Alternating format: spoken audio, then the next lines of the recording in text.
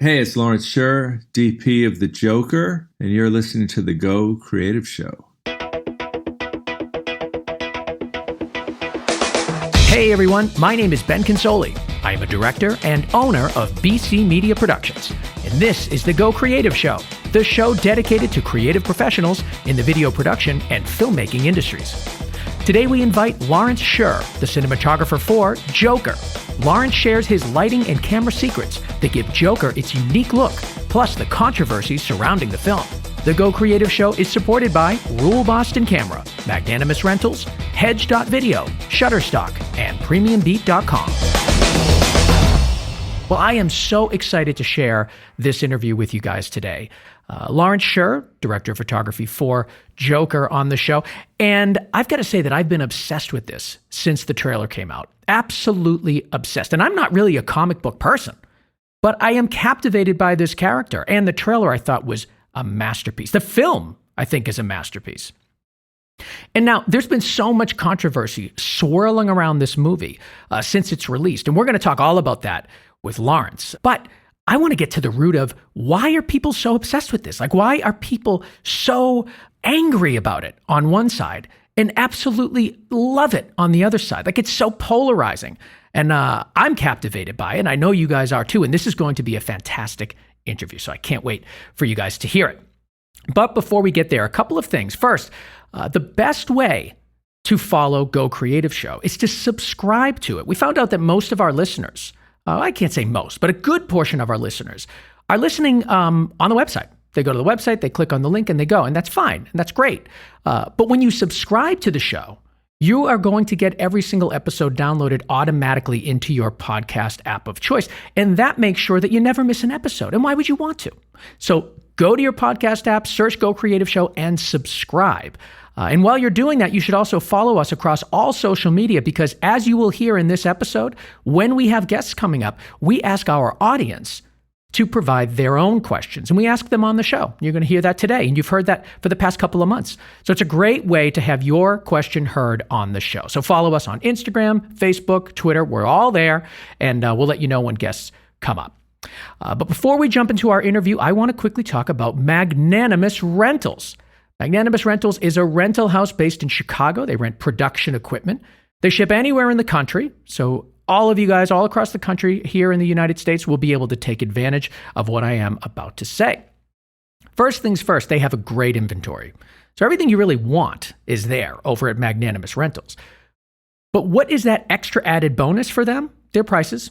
They cannot be beat. They're absolutely insane. Okay, so their regular prices are great. Like, already they have fantastic prices. But on top of that, they have these things called flash discounts. Now, these are steeply discounted items that are available only for a limited time. And I'm talking about up to 50% off sometimes, these items. And it's not just like the stuff that they want to get rid of. No, it's like high quality stuff. I mean, I rented through a flash discount an Alexa mini package. I've seen Canon cameras on there. I've seen lights, lenses, everything that you really need in our production world. Tons of variety. It's all there.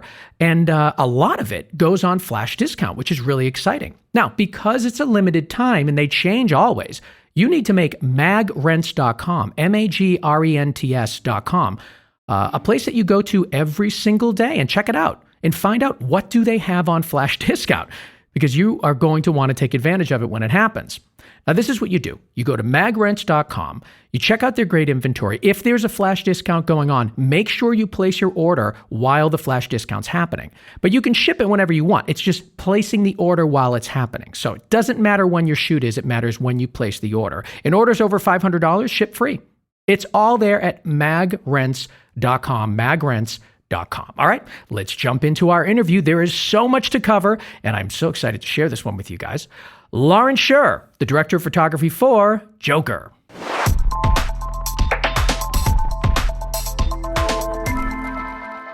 So I'm here with Lawrence Sher, the director of photography for Joker, and I'm so psyched to have you on. My God, what a weekend. Congratulations, and welcome to the show. Thank you. Glad to be here. Yeah, no, what a weekend is right. I was literally thinking about that this morning, about against kind of all odds, this movie, one, was made, and two, has had the spectacular result it's had this weekend. It's really phenomenal. Well, it's crazy. It began the weekend with everybody saying, it's horrible, it's dangerous, don't see it, it's the worst thing.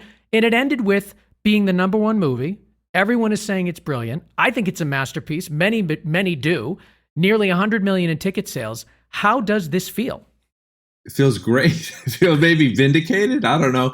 It feels it was a wild ride. More so probably for Todd than for me, but certainly as somebody who has spent the last 10 years making 6 movies with Todd, I feel that same level of investment that he does. Yeah.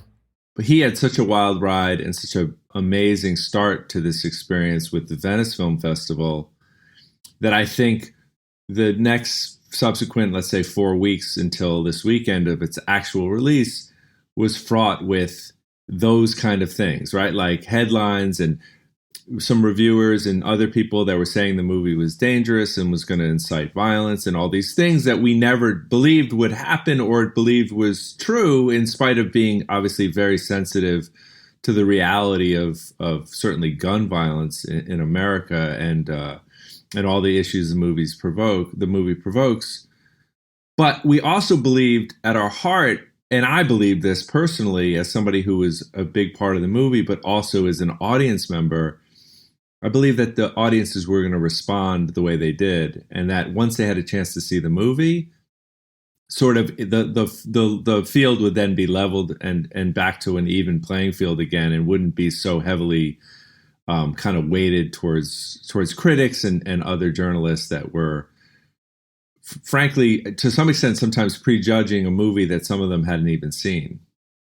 What do you think happened? I mean, you referenced the Venice Film Festival. You guys won that, right? It was best film from the festival. Yeah, right? The Golden Lion. Yeah, which was also like one of 4 American filmmakers to ever win that award or something. It was the first time Warner Brothers had ever had a movie win that award. It was really amazing. So you have this major success, and then all of a sudden, what do you think it is that makes Joker such a polarizing figure in cinema, makes people so vehemently hate it and love it? Like, it seems kind of crazy. It's like, this is a movie, guys. Relax, enjoy it. But for some reason, this character, this film, this story is polarizing. Why do you think? I think it's twofold. I think, one, we live in a very polarized world, particularly in the U.S. right now. I think we're pretty divided, and those issues, the issues of violence and the issues of disparity between, the rich and the poor, the seen and the unseen, I think are feeling very strong and at the forefront right now. So I think some of those, just the energy of that, I think, is infused in a movie like this, because unlike most comic book movies, or certainly unlike a lot of movies, particularly in the studio space nowadays, this movie is intense and it's dark and it's risky and it's not an easy movie. And so the violence in it is brutal, which I think violence is brutal. By its nature, it's brutal. And yet we sometimes see violence portrayed in movies in a cavalier and kind of, careless and fun sometimes way.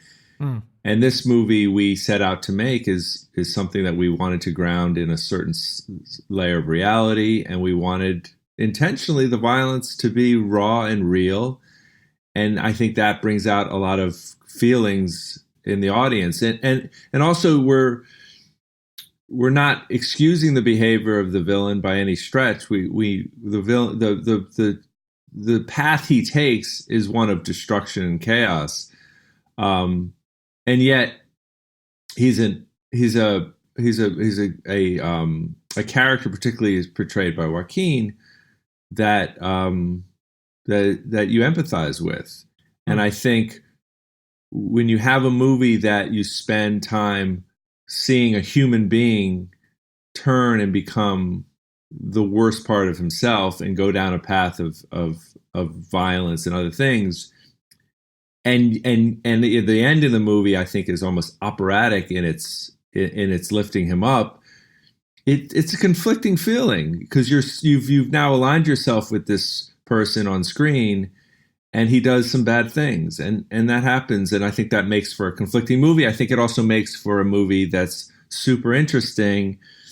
And I think one of the things I'm most happy and proud of the movie on its own, but also the fact that audiences seem to really respond to it, is it bucks the trend that people always say movies have to be a purely an escape, or they have to be fun or easy, or don't do this in a movie because you'll never get the audience, or you can't. This movie challenges all of those things, and its box office result has just proved that audiences are ready and are excited by things that are different and risky, and even at times just wholly artistic. And I think this movie stands alone in the studio space, certainly, in a way that's very exciting, and I'm super proud to have been part of it. Let's talk about the cinematography and the pre-production that went into it. It clearly is not shot like a typical comic book movie. I'd love to know how Todd pitched this to you and how your look was developed. Yeah, well, mostly he just sent me the script and said, ultimately it's a character piece.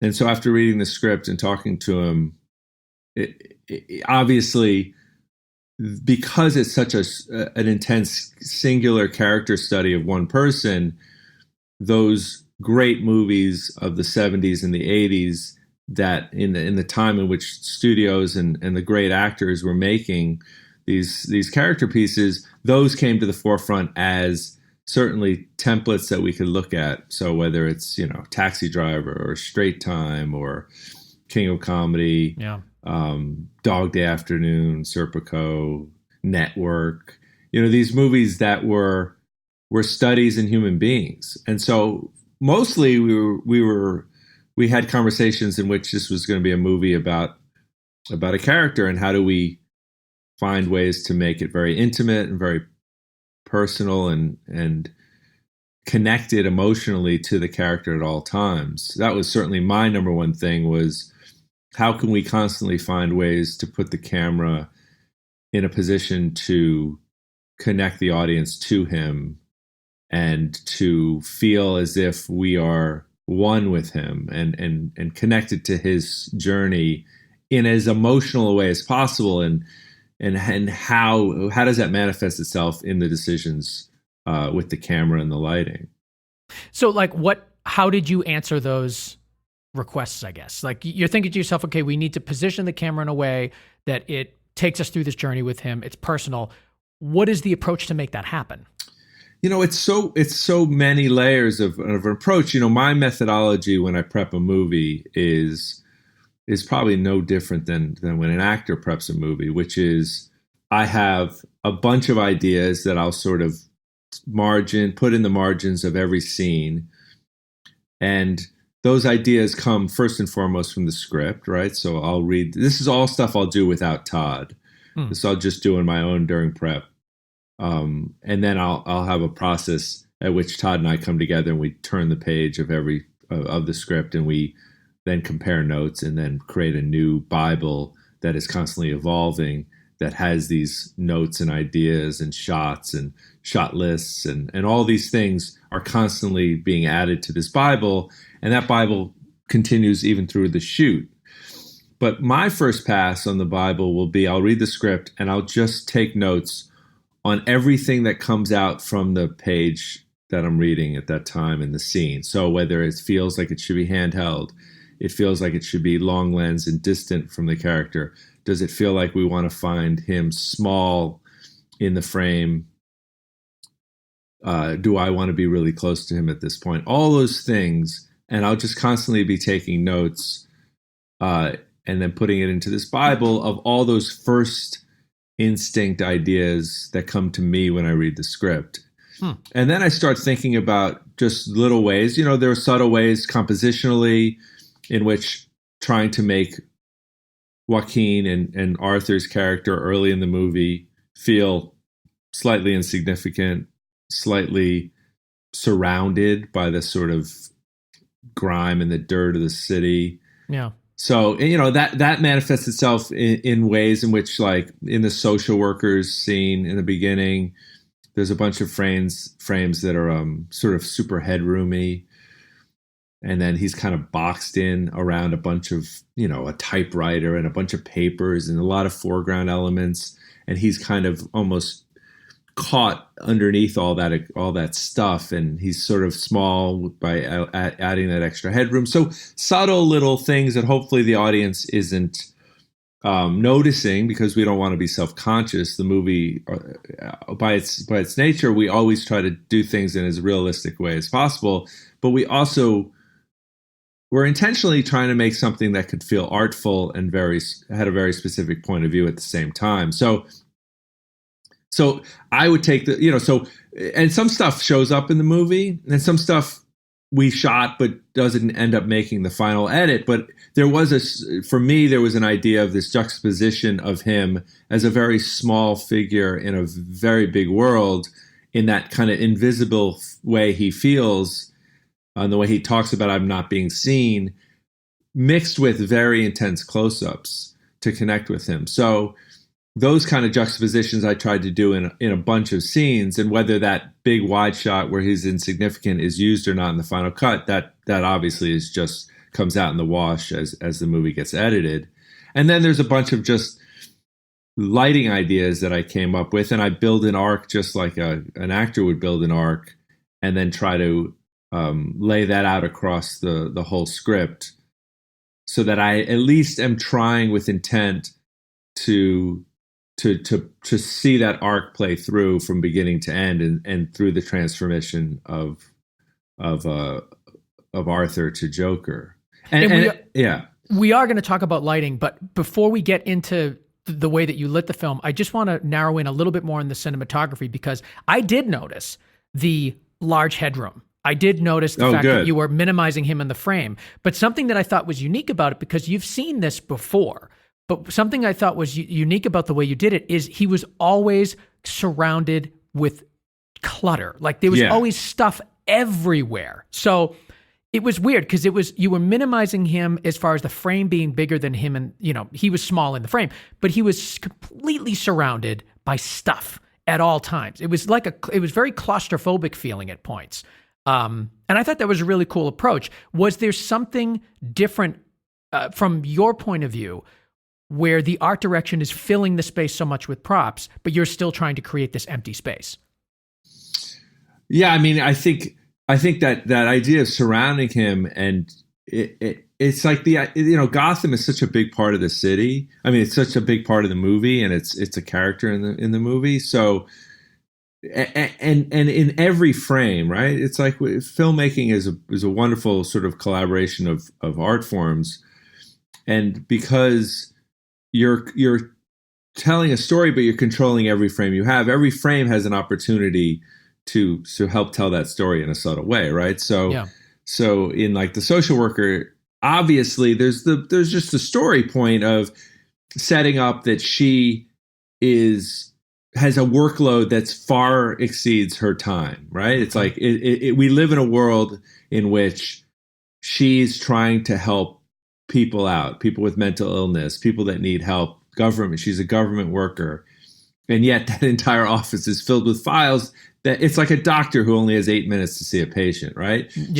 She has too many patients for the time she has in a workday. And so the clutter within that space is telling that part of the story, but then basically putting him in the midst of all that, including like all that sort of foreground that you described and I described as well, just also helps to put Arthur in a place in which there's a lot of downward pressure on him, right? Society's a bit of a downward pressure, his place in society. The world is not a friendly place to Arthur. And so whether that's all the people surrounding him on that bus, and we're sort of seeing him through a bunch of different people,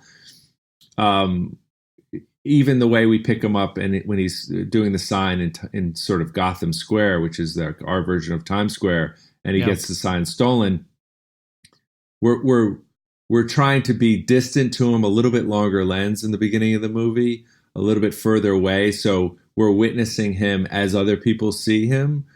We don't have the privilege of being so intimate, like we tried to separate those things out from a lens standpoint and a coverage standpoint so that, the longer lenses earlier in the movie, when we're at home with him, we can be on wider lenses because now we have the ability to be close to him and we're in a place that the rest of the world doesn't see.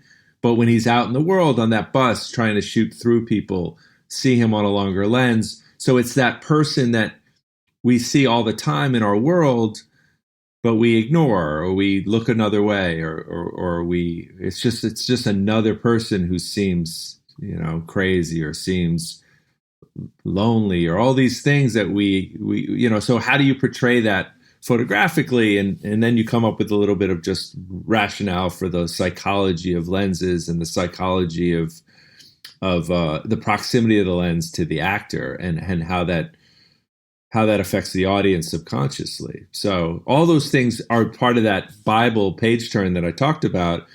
So that'll be part of that arc that I was discussing. So early in the movie, when he's in Gotham Square with the sign, let's do that on longer lenses. Except, of course, the only time we break that really is once the kids have already kicked his ass and he's left alone on the alley and he's been beaten down. Then we finally go to a wide lens very close to him. Yeah.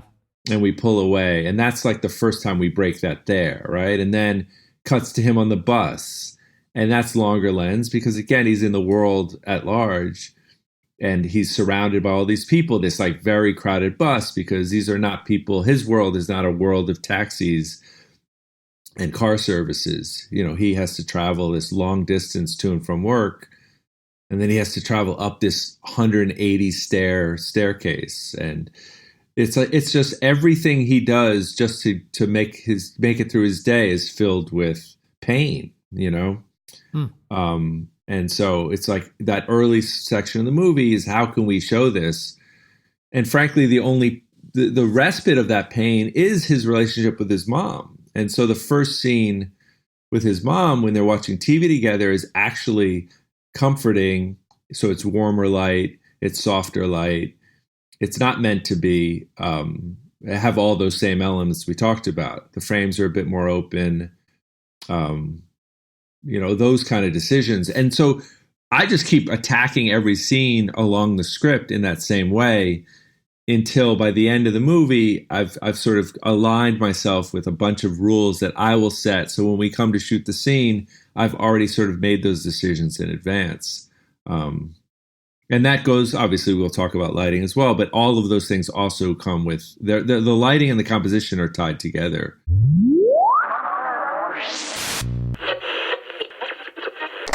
Let's take a quick moment and talk about Shutterstock.com. Shutterstock, of course, is where you go for all of your video and photo, royalty-free clips. There's so much stuff there. There's music there.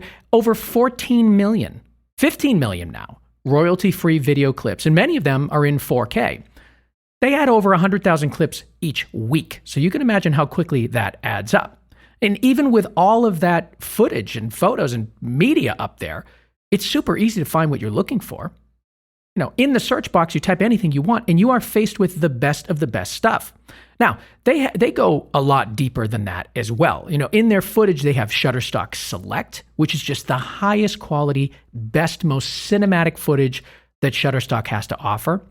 They also have Shutterstock Elements, which are cinema-grade video effects that you can put into your project. It works with any NLE. And as you wander around the website, you're going to see a whole bunch of things. Their blog is amazing. They have all these really cool video tools there. And really, when you're looking, you're saying to yourself, wow, these people here at Shutterstock, all they want to do is inspire me to be more creative. That's what it is. You're not just going there to look for stock footage and video. No, it's so much. It's there to inspire you. It really is. I go there for inspiration sometimes. I have a little creative block when I'm editing. I need to just throw in some clips and see, how to take the scene to the next level. If I'm making director's treatments, I use Shutterstock.com for images and videos sometimes to help support my vision when I talk to my clients. It's a place of inspiration, so much more than just footage, so much more than just images. And you guys should be taking advantage of it for yourself over at Shutterstock.com. And lastly, let's talk about Hedge. Hedge is a backup software for filmmakers. It's super easy to use. You can import multiple sources and send it to multiple destinations all at the same time.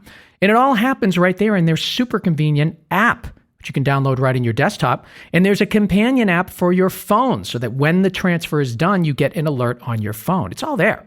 And they are constantly updating the app. So you are always going to get the best features, the most innovative backup software that you can possibly have in your hot little hands is right there at hedge.video/Go Creative Show. It's perfect for making multiple backups. Like me, on set, people give me all their media cards, and when I am my own DIT, which happens a lot, I want to make sure that I can put them all in at the same time, throw them onto 2 hard drives, I press transfer, and I just let it go. And it's super fast. You know it's being done correctly, so you don't have to worry about media not being copied right. And really what it did is it simplified my process, because before I was just dragging and dropping all over the Finder, and that's messy. I don't want to do that anymore, and I don't have to because I'm using Hedge. So go to hedge.video/Go Creative Show. You get a 20% off discount from the full license when you use that coupon code at checkout. And try it out for yourself. Hedge.video.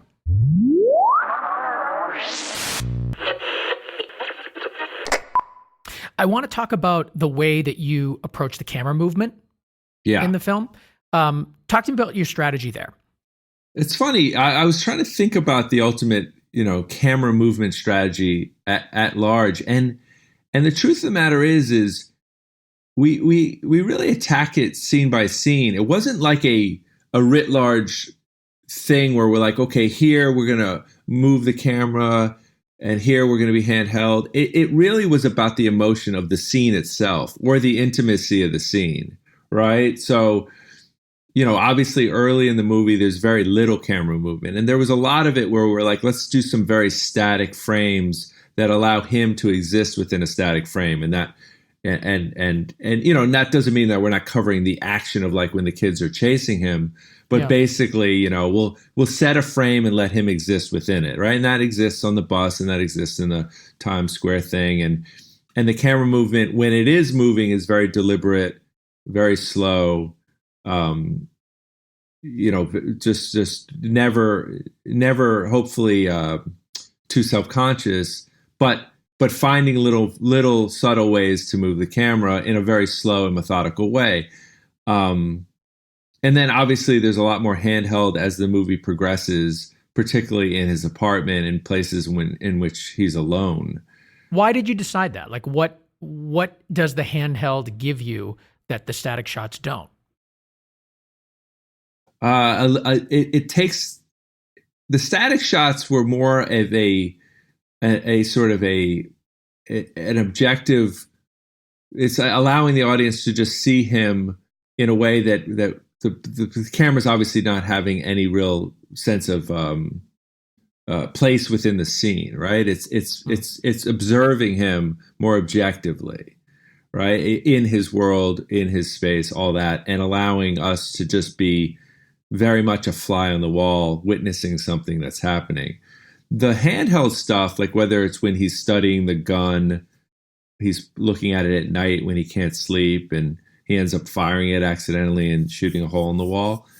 Those are times in which we wanted to align ourselves emotionally with him, and the handheld camera just allowed us to have the freedom.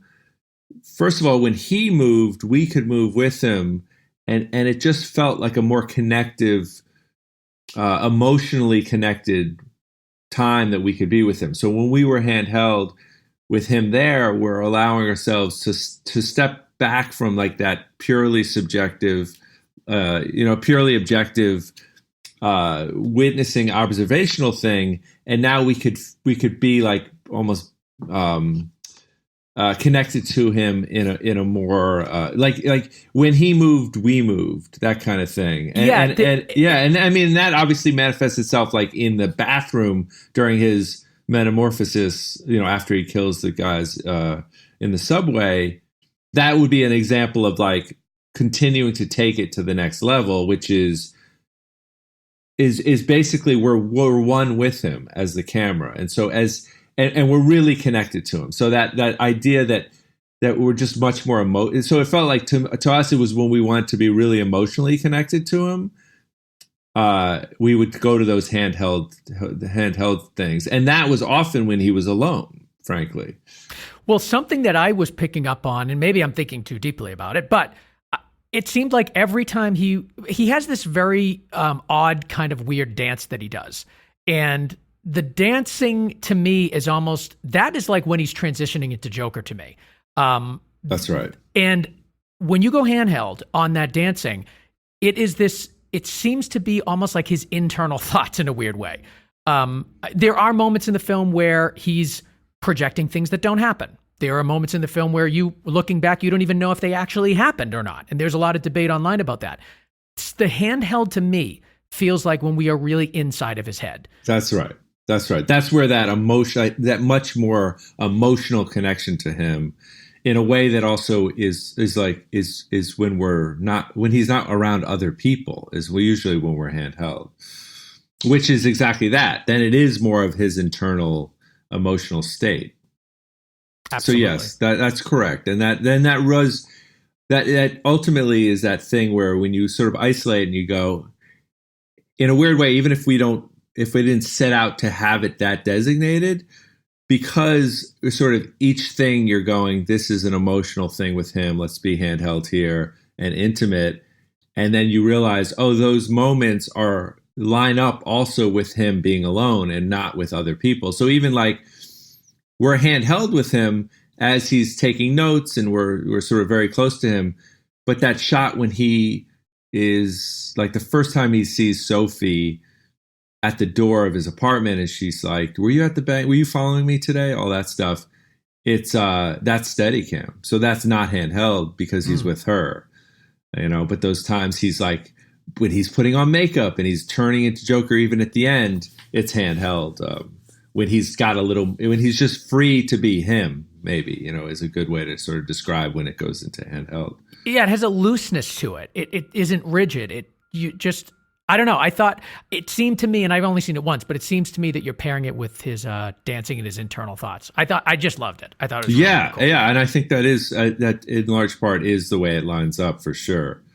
What did you shoot on? Also, the other thing was there's a certain practicality to the way we shot the movie, which is there were never marks, there were never really rehearsals. I don't think sometimes if there was a rehearsal, it was sometimes just to work out, how is he going to sort of, it was like a little bit of like the movement stuff of like, oh, how's he going to pull out the flower when he meets Bruce Wayne at the gate, but there were never marks on the ground, and we never rehearsed with the camera prior to actually shooting. And so we would always shoot the first thing. And so sometimes that handheld thing would allow me and my A operator, Jeff Haley, to just be completely fluid and to really be present in the scene. And so if we were, and both of us really tried to, not knowing what was going to happen, allowed us to be really focused and present and to just watch Joaquin and feel it in real time. So if we were feeling like we needed to get a little closer or this little kind of push in should happen here, we could just do it in real time. We didn't have to like work out a move with the dolly grip or set down a bunch of dolly track. We could literally just make that small push in by cradling the camera and moving in on him. So some of it was just, it allowed us to be really improvisational with Joaquin and the camera work. So was your rehearsal, I guess, for lack of a better term, was basically just like the wide shot? Did you start with an establishing wide and then kind of do your close-ups after that once you knew what was going to happen? Okay. Generally, the one thing Todd and I both like, and we've done this together, and I think I liked it even prior to that. So we were sort of, we both enjoy this, is like we love running scenes top to bottom. So we'll always start with something wide, generally speaking. Now, that's not always true if we know, like, for instance, in the social worker scene in the beginning, we knew we would start with Joaquin's close-ups because of the laughing, and it was such an intense thing. It's a very long scene, so sometimes we'll work it backwards. We'll work from the close-ups to the wides, but that really depends on what the scene is and that. But generally speaking, yeah, we'll find a position in the room to allow the scene to discover itself in a wide shot, and then we just march right in and start shooting some very specific coverage from what we see, in the wide shot, or what I see from just witnessing the scene. And generally speaking, I don't change a lot between the wides. I effectively light for the wide shot and then try to work my way in without very little changing. I mean, and so we can work very quickly once we start the scene.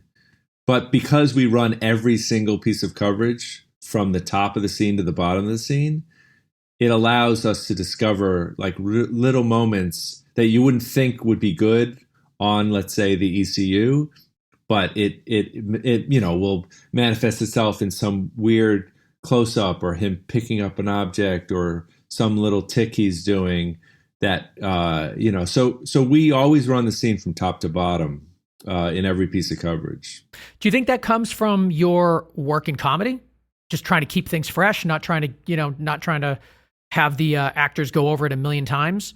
Yeah, and I think, yeah, for sure. And also the fact that if you run it from top to bottom, those comedic actors are going to always find something new somewhere in the scene. Yeah. And so there's opportunities. It's not like you're just singularly saying, okay, this shot, then this shot, then this shot, like The Matrix, which is one of the best movies ever made. But every shot leads to the next shot, leads to the next shot, like a bunch of storyboards. Yeah. That's why we really don't storyboard anything in our movies.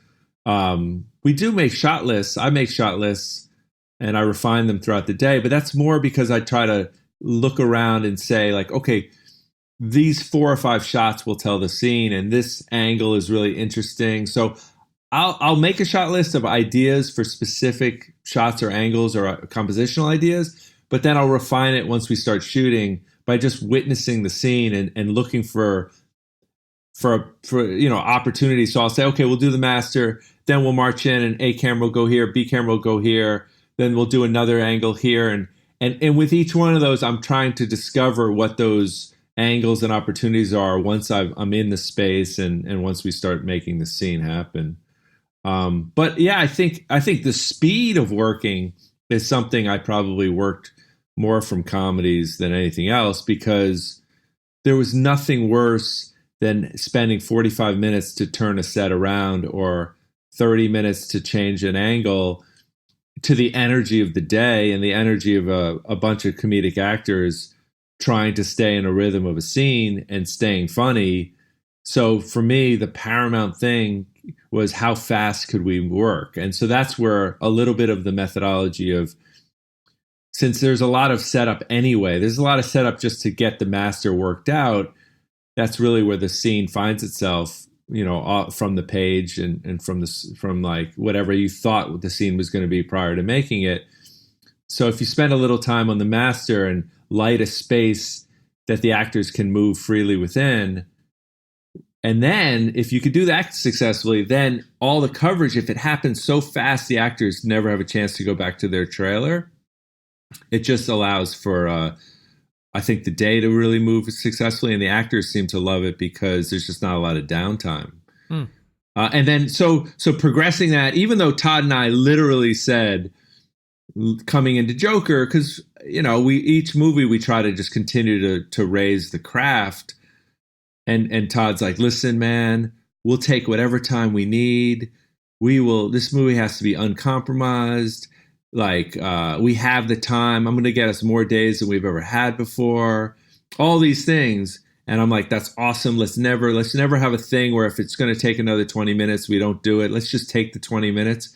With all of that said, we still, once we got the movies going and once we got into it, our same instincts to just want to move blazing fast and not do those things still came into play. So my thing was, okay, great, because I still love to work quickly, but that uncompromised, let's still make something that is going to become this thing we all think it can be, but also truly try to find some artistry in here and find some artful things and make a little piece of art, even though, that sounds self-conscious and precious. We weren't trying to make, but we weren't saying like, let's go make an art film to be pretentious. We were like saying, let's go make an art film because we love when films feel artful and right. And so my biggest challenge was, okay, how can we continue to move at the pace that Todd and I really love, in spite of us saying, we'll take time if we need it.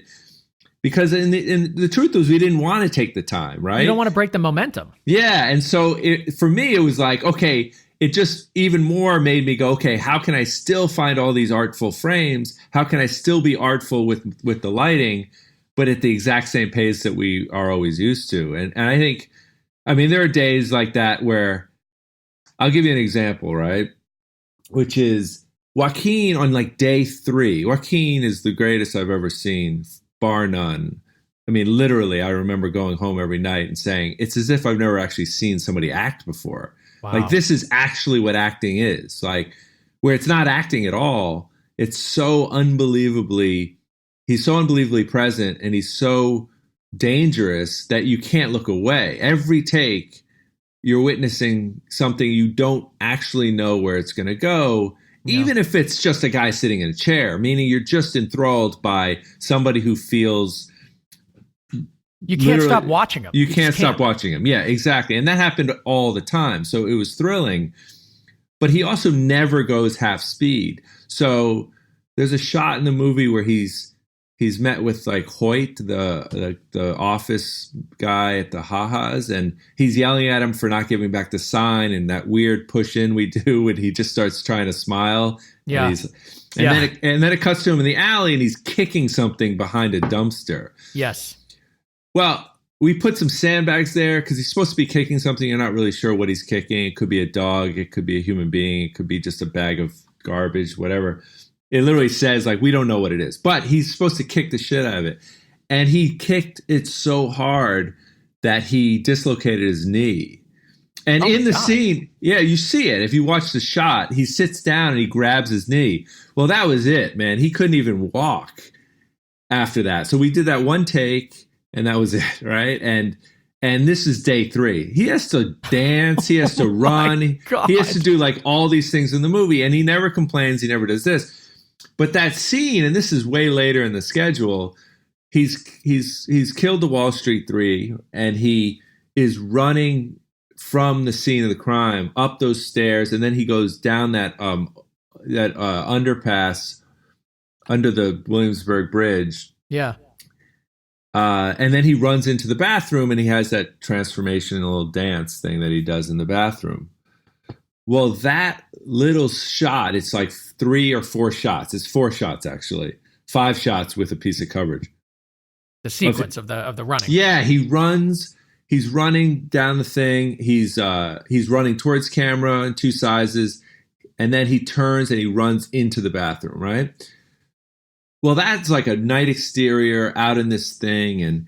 And for whatever reason, it was like going to start raining, and Todd was just being a little bit like, man, do we even need this much of a transition? Blah, blah, blah. And I'm like, no, man, we do. It's an energy burst between these 2 moments.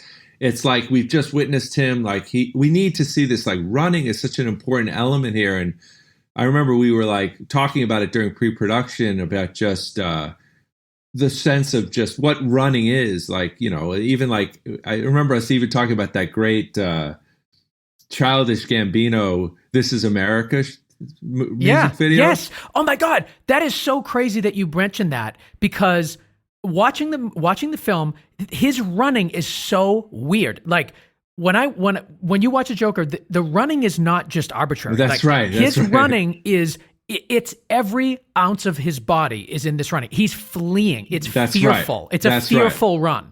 And the only other time I saw that was in This Is America. Childish Gambino. And so that is so wild. Like when we take notes, and often it's like, I'll just take a ton of notes, and I actually created a website that's all for research of screen grabs. So I'm constantly just like, and sometimes you just take the note and then you forget about it. But I do remember I want to link to that website, by the way. I'll give it to you. It's really cool. It's called Shot Deck. Yeah. But it's basically like a research thing to study screen grabs, and they're like keyworded in like 70 different ways every shot, and it's like, so you can like anyway, it's like it's just a research tool for filmmakers. I'm looking at it right now. I have to get into this thing. That's amazing. All right. Anyway, but so in my little preparation thing, I'll put something like that. And I do remember, I think I said to Todd, like, I think of that final shot in that This Is America video about how emotional it is to watch Donald Glover run towards camera. Yeah. And of course, like what we did is not exactly that frame. We never referenced it again, but it was more about the emotionality of what it felt like, that he was fleeing, that he's like, he's being chased by this like whatever, by whatever he just did. He's, all those things. Anyway, so it was very important to me. But Todd and Joaquin can barely walk, let alone run. So I that was one night where I said, Todd, I will get all of these shots in 4 hours, I promise. And I was literally running between setups to get all those shots. Oh my God. And by the way, like 3 of those shots are in the trailer. So and one of them is like one of my favorite shots, which is the shot of like the shadow that goes on the wall before he enters the thing, right? So that sort of leads that sequence. But nonetheless, so there was an example of like, a perfect example of like trying to work hyper fast, because certainly Joaquin, and every time I said, Joaquin, we're doing it a little bit of a close up here. You don't have to run full speed. And he's like, and we're on like grip tricks with like a little arm and a stabilized head to cover him running. And I'm like, just run half speed. We don't need full speed. There is no half speed with Joaquin. And in spite of the dislocated knee and all this stuff, he is running full speed on every take. And so we did that whole sequence, including him running up the stairs at the subway, in like half a day. And it was, we had a full night's work to do, but we basically said, let's just do it all before lunch and go home, because Joaquin was hurting. But in spite of that, I'm super proud of the fact that I was still able to do the exact same artful frames and uncompromised version of it, but just in half the time, Yeah, that is so interesting to hear, that because the running was so recognizable. It stood out. Like, how many times do you see somebody run and who cares? But this was something different. So I'm glad that you were able to push for that, because I think most people would have been like, oh, he's hurt. Do we really need it? Like, I totally understand thinking you may not need that, but wow, with that in there, I think it's fantastic. Great job. Well, and it's also, that's the thing about being a director, and I certainly understand it from doing it myself, is there are so many other forces weighing on you every single day you shoot, right? And those forces could just be that Joaquin is just hurt, and to ask an actor to keep running is like, just in a thing where you go, will this end up in the movie? How important is it? And you have to just keep pushing and hope that you have an actor that's as committed as Joaquin, because like you said, like running could be anything, but Joaquin, there's never any decision in the movie in which Joaquin hasn't made some decision on what direction he wants to take that. So if it's running, he's not only going to do it 100%, he's going to have a very specific idea of how the Joker runs, or how Arthur runs at that point. Yeah.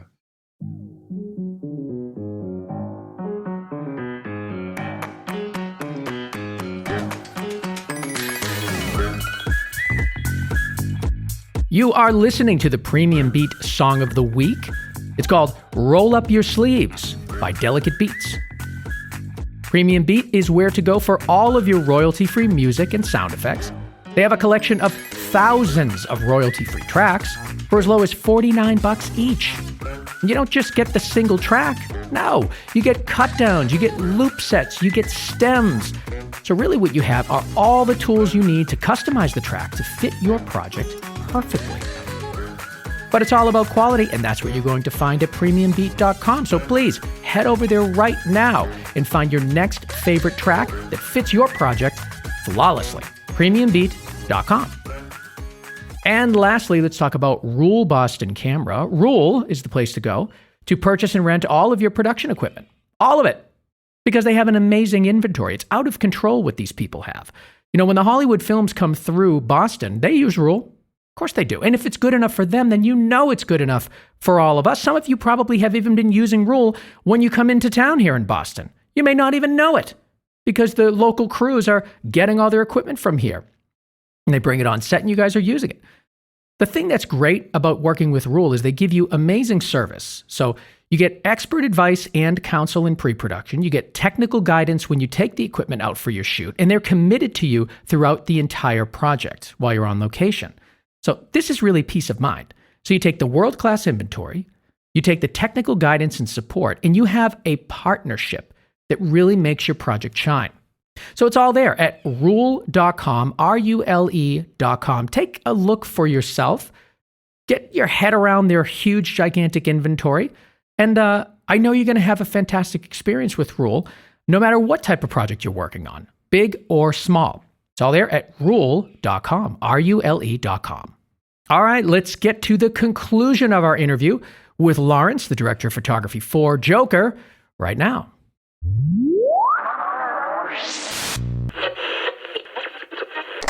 What did you shoot the film on? So we shot on almost all of it on an Arri 65, Alexa 65, spherical. We did like this 93 or 94% extraction just to make sure all the lenses could cover the sensor. So I think it was about 5K. You know, that I think at full res, everything up, I think that camera can go to 6.5K. So ours was like 5.5K or something. Yeah.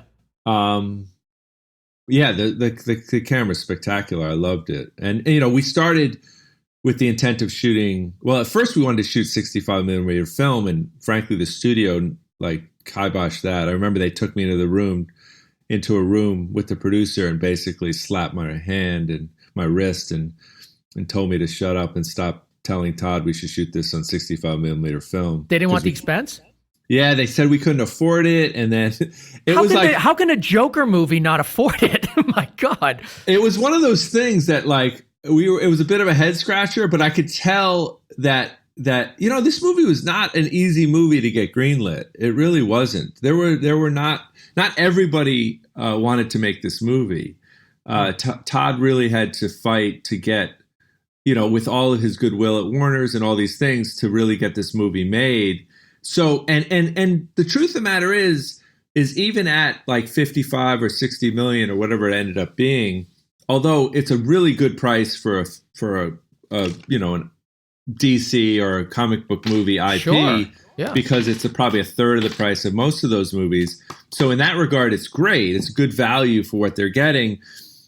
But the truth is, budget comes into play so much more than you would think. I mean, you know, if there are people listening and they're going out to make a $500,000 movie or even a $5 million movie or a $10 million movie, and they think of having $50 million and going, oh my God, you can do everything you want to do.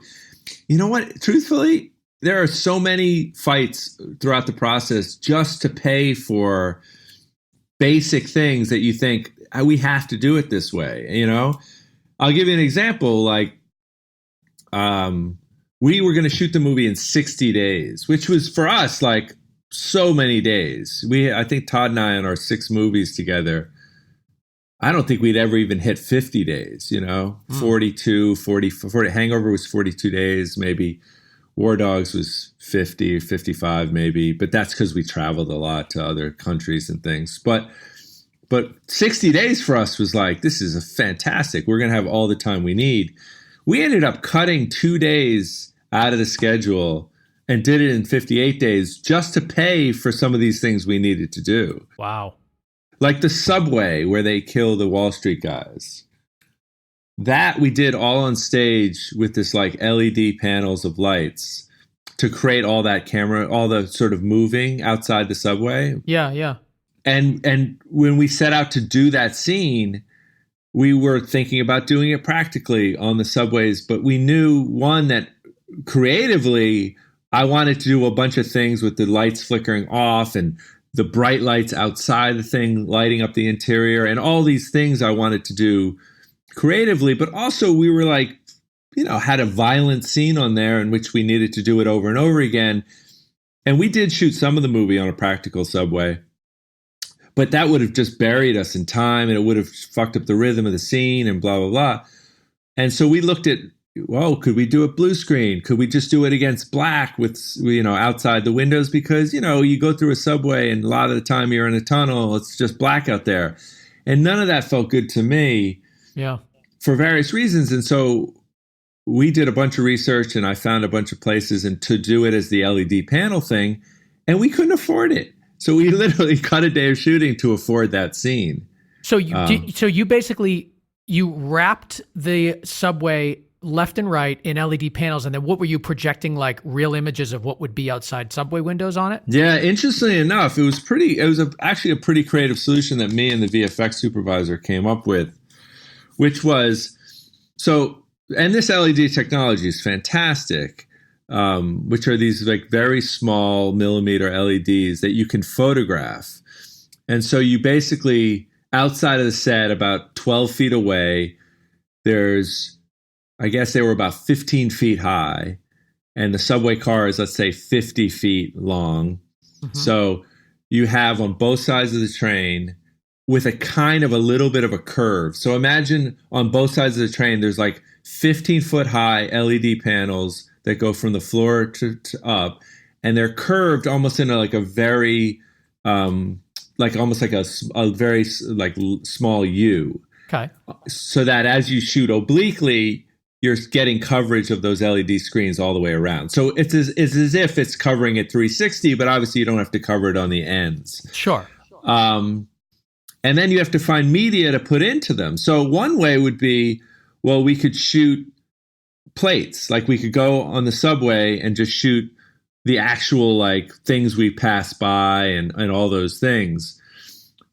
But the problem was the subway system now in New York, because of like Homeland Security and other issues, makes it really, really hard, almost impossible to shoot those plates.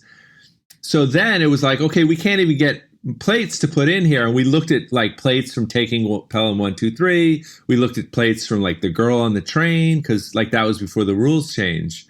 And we tried to see like, could those plates work? And ultimately, they didn't give me the control that I wanted. What I wanted to do was be able to sort of, at any given time, push a button and I could have like white light out there go by, like fluorescence, as if they're going through a section of the tunnel that has like fluorescence. Or if I wanted to pass by a subway station, I could pass by that. Plus the time period that this movie takes place. That's right. The lights are totally different than they are now. That's exactly right. So what we ended up doing was we went to a couple subway stations, underground and above ground, that looked the part, right? That they were like they looked like they were 50 years old and had not been done well, including, by the way, the subway station that they end up in when they come out and he chases the guy down and gets him on the stairs. And we shot stills. We literally just walked one step at a time and shot the entire station as a series of stills because, Of course, movies are 24 frames per second of stills. Every shot is a still. It's just the persistence of motion makes you feel like it's moving. It's the same as a flip book, right? So we went through a couple different subway stations, and then we also shot elements of lights, fluorescent lights, tungsten lights, different lights, and we created a timeline. So and so that we could pass a station, that was a timeline. A set of white lights was a timeline. All these things, and then we put it into like this LED screen media player, so that when we were shooting, and a lot of that we were shooting with one camera with my A operator, who's the best in the world, handheld in that space, and again running the scene from top to bottom.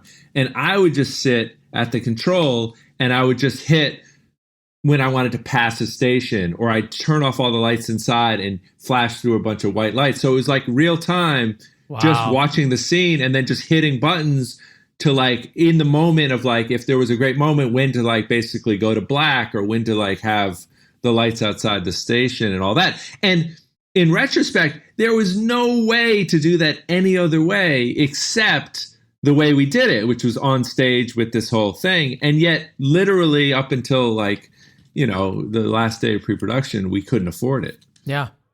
Wow, that's wild. Do you have any pictures of that? Do you have like just shots of the set?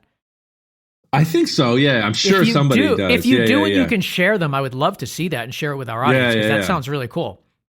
Yeah, no, it was a real undertaking, but it worked out, and it was hard because we also discovered a bunch of things. Like when we tied all these stills together, it needed more motion blur. There were a lot of elements that took place of like translating this idea of like, oh, we could just do it with stills to actually photographing it. And thankfully, because we were shooting digital, the day before we shot it, I was able to go in there with a camera and test it and just like work out a bunch of details to make sure that we weren't going to have egg on our face and have to redo it all, you know.